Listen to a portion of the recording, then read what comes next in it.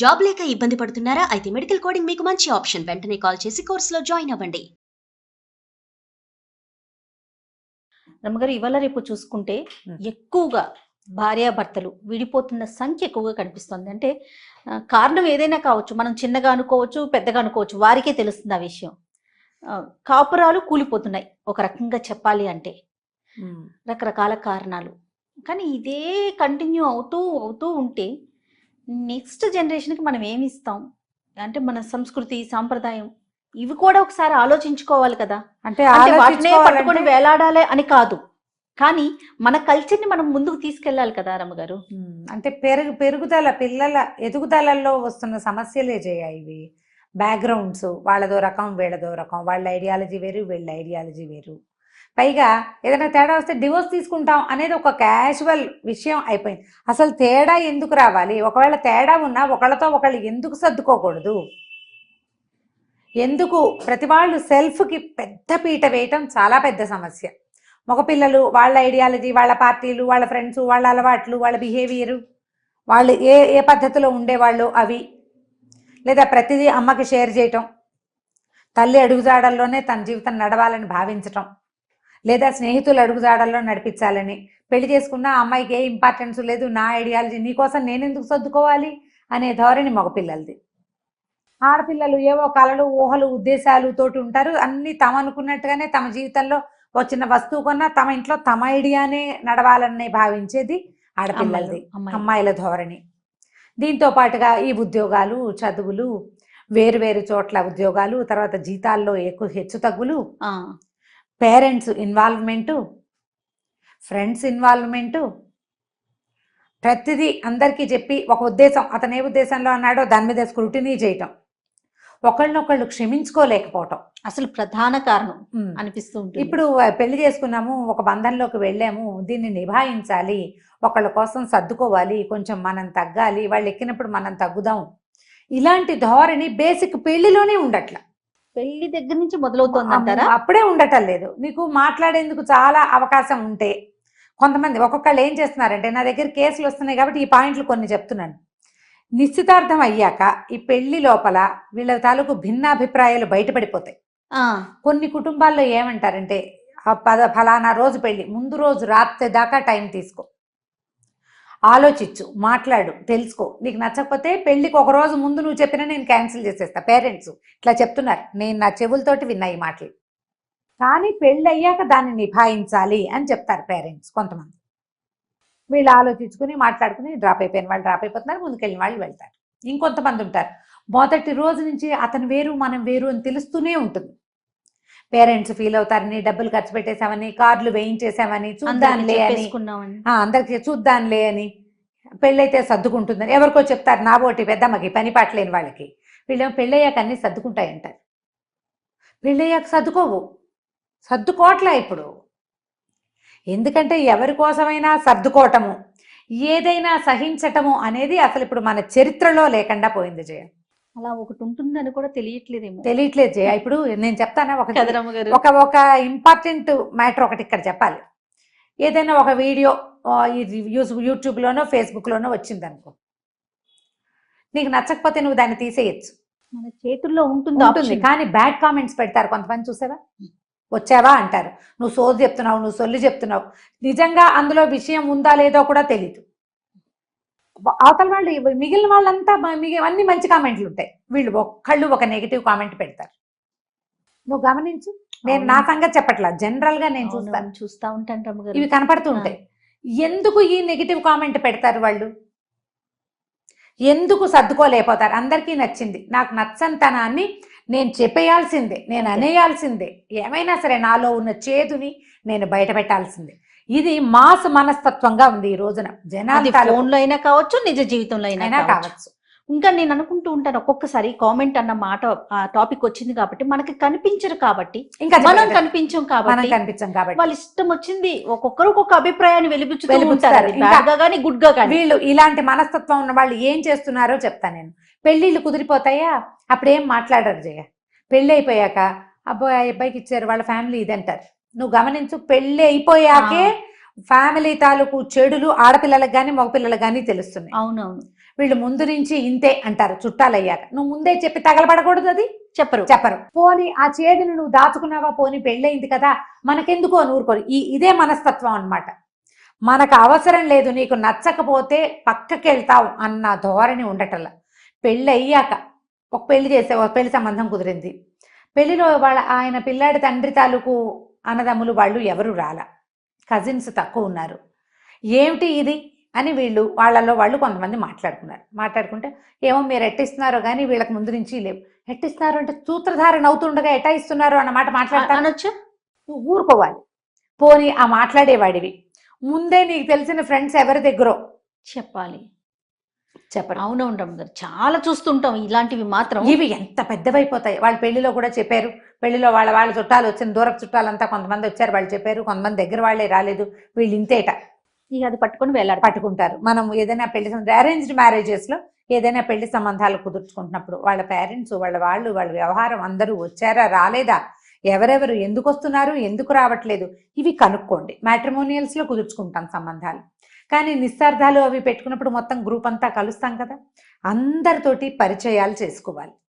ఎవరెవరు ఏమేం చేస్తున్నారో తెలుసుకోండి. పెళ్లిళ్ళలో కొన్ని ప్రోగ్రామ్స్ ఉంటాయి ఎదుర్కోలని, తోటలో సంబరం, పరిచయాలు చేసుకోవటం. ఫ్యామిలీస్ ఒకళ్ళకొకళ్ళు పరిచయం అయ్యేటప్పుడు ఎవరెవరు ఎక్కడెక్కడి వాళ్ళు, నీకు ఎంతసేపు ఫోటోలు షూట్లు ఈ గోలే తప్ప మన ఫ్రెండ్స్ని పెళ్ళిళ్ళకి వచ్చి పిలుచుకోవటము, మన గ్రాండియర్ చూపించుకోవటం గోల కాకుండా పెళ్లి సంబంధం చేసుకుంటున్నప్పుడు ఒకళ్ళతో ఒకళ్ళు పరిచయాలు, వాళ్ళ మనస్తత్వాలు, వాటిని తెలుసుకునే ప్రయత్నం చేయాలి. దీంతో పాటు ఇప్పుడు లవ్ మ్యారేజెస్ కూడా ఫెయిల్ అవుతున్నాయి కదా, దాంట్లో కూడా పెళ్లి చూపులు అప్పుడే చేయాలంటారా, లేకపోతే పెళ్లి కుదుర్చుకుంటారు కదమ్మా, తాంబూలాలు చేసుకున్నప్పుడైనా కనీసం తర్వాత పెళ్లిలో కలిసిన ఉపయోగం ఏముంది ఉపయోగం? పెళ్లికి ముందే మనం ఏ తాంబూలాలో పుచ్చుకుంటాం. ఇప్పుడంతా ప్రతిదీ ఫంక్షనే కదా జయ. కానీ రమ్మగారు మేకప్లకి, మీరు అన్నట్లుగా కాస్ట్యూమ్స్ కి, మన ఆడంబరాలకి చూపిస్తున్న టైం గాని, ఆ విలువ గాని, శ్రద్ధ గాని, వాళ్ళు వస్తున్నారు కదా, వాళ్ళు ఎవరు, వాళ్ళ ఫ్యామిలీస్ ఏంటి, అస్సలు లేదండి. కరెక్ట్ అండి, ఈ పాయింట్ మాత్రం ఆలోచించండి. ఈ రోజున ఆలోచించాలి మనం. రెండోది, లవ్ మ్యారేజెస్ లో ఎంతసేపు అబ్బాయి వాడు చూపించే హంగు, లేదా అమ్మాయి అది చూపించే వ్యవహారం తప్ప వాళ్ళ ఫ్యామిలీ వీళ్ళ ఫ్యామిలీ చేసుకోరు. పెళ్లి చేసుకుంటారు. తర్వాత వాళ్ళ ఇంట్లో వీళ్ళు ఇమడలేరు, వీళ్ళ ఇంట్లో వాళ్ళు అడ్జస్ట్ కాలేరు, ఒకళ్ళతో ఒకళ్ళు కూడా అడ్జస్ట్ కాలేరు. ఎందుకంటే ఈ స్నేహాలప్పుడు మనం కొన్నే చూపిస్తాం ఎదురుకుండా వాళ్ళకి. మన దైనందిన జీవితము, వాళ్ళ పంధా పద్ధతి ఏమీ తెలియదు. ఇంటర్కాస్ట్ మ్యారేజెస్ నా దగ్గరకు వచ్చిన వాటిల్లోనే, ఇప్పుడు కాదు ఇదివరకటి నుంచి నా పరిచయాల్లో కూడా అమ్మాయిలు పెళ్ళిళ్ళు చేసేసుకుంటారా, అత్తారింట్లో ఇమడలేకపోతారు, వాళ్ళని భరించలేరు, పుట్టింటికి వెళ్ళిపోవాలంటే పుట్టింట్లో రానివ్వరు. ఒక రానిచ్చారనుకో ఇక అత్తారింటికి రామే. ఆ అత్తారింట్లో అబ్బాయినే తను ప్రేమించి పెళ్లి చేసుకున్నాను, వాళ్ళింట్లో వాడు ఆ అన్నం తినే పెరిగాడు, వాళ్ళవే సంస్కారాలు, అవే పోలికలు నీ పిల్లలకి వస్తాయి అనేది దృష్టిలో ఉండదు. వాళ్ళ పద్ధతులు బాగోవు. మరి వీడెలా నచ్చాడు నీకు? ఆ పిల్లాడు కుర్రాన్ని చూసే కదా చేసుకుంటువి. 7-10 సంవత్సరాల స్నేహం, ప్రేమ, పెళ్ళి, తర్వాత వాళ్ళ మొహం గిట్టదు, వాళ్ళ పిచ్చి పద్ధతులు. అప్పుడు ఏం చేస్తాం మనం? మన పుట్టింటి పద్ధతులను ఇంప్లిమెంట్ చేస్తాం. ఇవన్నీ బ్యాడ్ ప్రాక్టీస్లే చేయాలి. మనం పోని ప్రేమించి పెళ్లి చేసుకుంటే దిద్దాగా దాని మీద నిలబడలేకపోతాం. అరేంజ్డ్ మ్యారేజ్ ఇన్ని ఆలోచించి చూసి కుదుర్చుకున్న పెళ్లి మీద నిలబడలేకపోతాం. దీంతో పాటు వీళ్ళ పర్సనల్ ప్రాబ్లమ్స్, అబ్బాయికి డిజబిలిటీయో, అమ్మాయికి ఇంకేదైనా వ్యవహారమో, ఈ అమ్మాయికి ఆరోగ్యం లేకపోవటమో, అతనికి ఆరోగ్యం లేకపోవటమో, ఏవైనా మానసిక సమస్యలో, ఒకళ్ళతో ఒకళ్ళు ఎమికబుల్గా సర్దుకోలేకపోవటమో, ఏదైనా గైనిక్ ప్రాబ్లం కావచ్చు, ఏదైనా మెడికల్ ప్రాబ్లం కావచ్చు, వీటితోటి డివోర్స్ అంటే పోనీ అది ఓకే. మీరు ఇవన్నీ చూసుకుని ఒకళ్ళనొకళ్ళు ప్రేమించుకుని 10 ఏళ్ళు 15 ఏళ్ళు కలిసి ఉండి కూడా డివోర్స్ అందరూ లీగల్గా ఏం వెళ్ళటల్లా, వాళ్ళ ఇళ్లలో వాళ్ళు, వీళ్ళ ఇళ్లలో వీళ్ళు ఉండిపోతూ ఉంటారు. దీంతో ఇంకొక సమస్య ఏంటంటే స్నేహాలు, ఆడకి మొగకి కూడా చెడు స్నేహాలు. భర్తలతోటి ఎదురుగుండానే ఉండి వీళ్ళు ఎవరికో మెసేజ్ పెడతారు, వీళ్ళు మాట్లాడుకుంటూ ఉంటారు.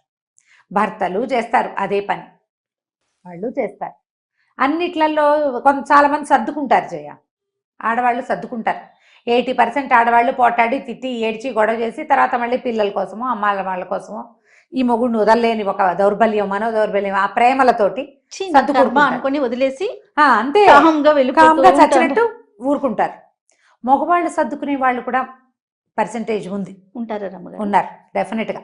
ఉమ్. ఆడవాళ్ళల్లో ఉన్న ఇలాంటి పంథ ఏదైనా ఉంటే సర్దుకుంటారు, బయటికి కూడా రాదు, కలిసే ఉంటారు, ఎట్లాగొట్లా ఒక మాదిరిగా కలుపుకుని అట్లా అట్లా బండి నడిపించుకుంటూ ఉంటారు. ఏదో సందర్భాల్లో మాట్లాడుకుని సారీలు చెప్పుకుని కొంచెం సర్దుకుంటారు. ఇవేవి కుదరనివి వీళ్ళు ఎవరికైనా చెప్తే వాళ్ళు బయట వాళ్ళు వీళ్ళిద్దరూ కూర్చుని మాట్లాడుకుంటే సరిపోయే విషయాలకి మిగిలిన వాళ్ళంతా మాట్లాడతారు, గుంపునంతా పోగు పోగు చేస్తారు. ఇటు ఫ్రెండ్స్, అటు చుట్టాలు, మావయ్యలు, బాబాయిలు, వీళ్ళు. ఇది కాకుండా ఆడామొగల్లో విపరీతమైన సెల్ఫిష్నెస్. నాకు ఒక అలవాటు, నువ్వు వచ్చినా సరే నేను ఇలాగే ఉంటా అంటాం. భార్య కోసం అతను ఏమీ మారడు, అతను ఏది సర్దుకోడు. నేను ముందు నుంచి ఇలాగే ఉన్నా, నేను ఇలాగే ఉంటానంటాడు. ఇది ఒక బ్యాడ్ ప్రాక్టీస్. నువ్వు పెళ్లి చేసుకున్నావు, ఒక కొత్త వ్యక్తిని తెచ్చావు, ఒత్తిగా వ్యక్తిగా ఉండిపోదు కదా, అదే నీ జీవితం కాదు. రేపొద్దున నీకు పిల్లలు పుడితే ఆ పిల్లలు నీ ఇల్లు వాకిలి నీ సంసారాన్ని ముందుకు తీసుకెళ్తుంది కాదు.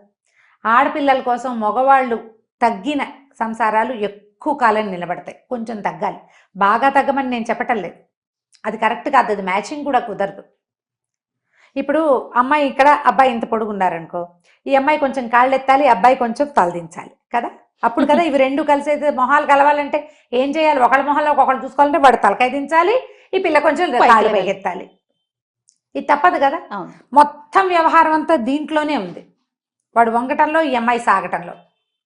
లేదా ఆడపిల్లే మంచి తెలివైందనుకో, అబ్బాయి కొంచెం సామాన్యమైన వాడు, ఈ అమ్మాయి తగ్గి మొగుడితోటి అమికబుల్గా సర్దుకుంటే తెలివి తక్కువ వాళ్ళు. వీళ్ళలో ఏంటంటే కొంచెం పెంపకాల్లో లోపాలు, తల్లులు విపరీతంగా ఇన్వాల్వ్ అయిపోవటము అన్నిటికీ, ప్రతి విషయం ఆ ప్రతిదీ వాళ్ళు ఒప్పుకోవాలి. తిండి పెట్టడం దగ్గర నుంచి, ఏం వండి పెట్టారు, ఏం వేసుకుంటున్నారు, ఎవరింటికి వెళ్తున్నారు, ఎక్కడికి వెళ్తున్నారు, ఎవరిని కలుస్తున్నారు, ఇలాంటివన్నీ కూడా వీళ్ళు ఇన్వాల్వ్ అవుతారు. కొంచెం తగ్గితే వీళ్ళు కూడా బాగుంటుంది. ఎప్పుడైనా సరే పెళ్ళి అంటే అడ్జస్ట్మెంట్, దానికి వడంబడితేనే మన పెళ్ళి సజావుగా ముందుకెళ్తుంది. కొన్నాళ్ళు కలిసి ఉండి విడిపోవటానికి మనది ఇండియా కదా. పైగా పెళ్ళిళ్ళు అయిపోయి కొంతకాలం కలిసి ఉన్నాక మీ ఇద్దరికీ గుర్తులుగా కొంతమంది సంతానం మిగిలిపోతారా? ఈ పిల్లల భవిష్యత్తుని ఏం చెయ్యాలి? వాళ్ళ కోసం మేము బతుకున్నంత కాలం భరించాలా అమ్మా అని అడుగుతారు. వెంటనే ప్రశ్న అదే, భరించొద్దు, అవతల వాళ్ళతో మాట్లాడండి. ఈ రోజులు మాట్లాడుకునే రోజులు కదా, మాట్లాడుకుని సవరించుకుని సర్దుకుని ఒకళ్ళతో ఒకళ్ళు వాళ్ళంతటి వాళ్ళే కూర్చొని మాట్లాడుకోవాలి. కొంతమంది మాట్లాడిన వాళ్ళు వినరండి అని చెప్తూ ఉంటారు. వినని వాడిని విడిగా పెట్టమని శాస్త్రం, వినకపోతే వదిలేయటమే, వాళ్ళని పోతే పోయాడని, లేదా అమ్మాయి పోతే పోయిందని వదిలిపెట్టేయాలి. ఇప్పుడు ఏమవుతుందంటే తెగేదాకా లాక్కుంటున్నాం, లాగేస్తాం తెంపేస్తాము. ఎన్ని పెళ్ళిళ్ళు చేసుకుంటాం దేనికి వెనుకాడట్లేదండి. ఒక ముడి వేద్దాం, దానికి ప్యాచ్ చేద్దాం, అసలు ఆలోచనే రావట్లేదు. ఎందుకంటే ప్యాచ్ చేసుకుందామని వాళ్ళిద్దరు అనుకోవాలి కదా జయ. మొదట ఇతరులు చెప్పినా కూడా పోన్లే నేనే సర్దుకుంటాను, సరే కొంచెం ఫార్వర్డ్ గా ఉన్న ఫ్యామిలీస్ లో ఎక్కువ జరుగుతుందని అనిపిస్తుంది రమ్మగారు నాకు. అంటే వెల్ సెటిల్డ్ గా ఉంటారు, ఒకరితో ఒకరికి అవసరం లేకపోయి ఉండొచ్చు, అంటే ఫైనాన్షియల్ గా నేను అనేది ఆర్థిక ఇబ్బందులు ఇలాంటివి లేని ఫ్యామిలీస్ లో విడిపోవటానికి కొంచెం ఎక్కువగా మొగ్గు చూపుతుంటారు అనిపిస్తుందా?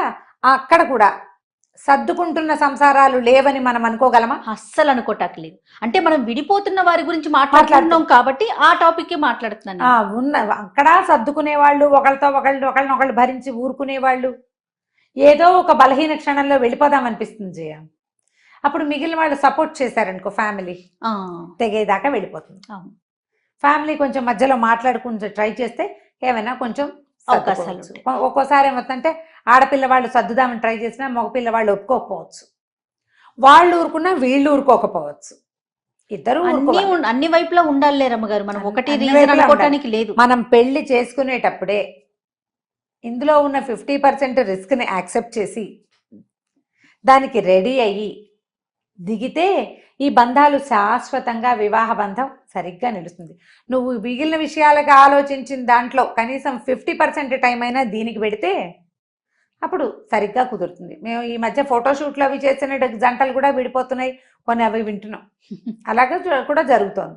ఆ ఫోటోషూట్లు అవన్నీ ఎలా అయిపోయినాయంటే పెద్ద పెద్ద సినిమా వాళ్ళు చేసుకునే వాళ్ళు, తర్వాత సెలబ్రిటీలోకి వచ్చి, తర్వాత కొంచెం బాగా డబ్బులున్న కుటుంబాలు, తర్వాత ఇప్పుడు అందరూ ప్రతి వాళ్ళు ఒక కెమెరామెన్ పడి ఒక ఫోటోషూట్ పెట్టుకుంటూ ఉంటాం. అలాగే డివోర్స్ కూడా ముందు ఇంగ్లీష్ వాళ్ళ గురించే మాట్లాడుకునేవాళ్ళం. ఆవిడెవరో 7 పెళ్లిళ్ళు చేస్తుందని మా చిన్నప్పుడు ఎప్పుడు పేపర్లో చూస్తుండేవాళ్ళు. తర్వాత అది హిందీ సినిమాల వాళ్ళలోకి వచ్చింది. తర్వాత ఇంకా అట్లా టీవీలోకి, ఆ తర్వాత సెలబ్రిటీ థింగ్స్, వాళ్ళ పిల్లలు, అక్కడి నుంచి మామూలు నార్మల్ అయిపోయిందండి. చాలా కామన్. పెళ్లి అనే విషయం ఎంత కామన్ అయిందో అన్ని అంతే. మనం అది కూడా కాపీ చేస్తున్నాం. అది కూడా కామన్ అయిపోతుంది. కొంచెం కాస్త ఒకళ్ళతో ఒకళ్ళు మాట్లాడుకోవాలి సర్దుకోవాలి అంతే. అంతేనండి. నమస్తే రమగారు.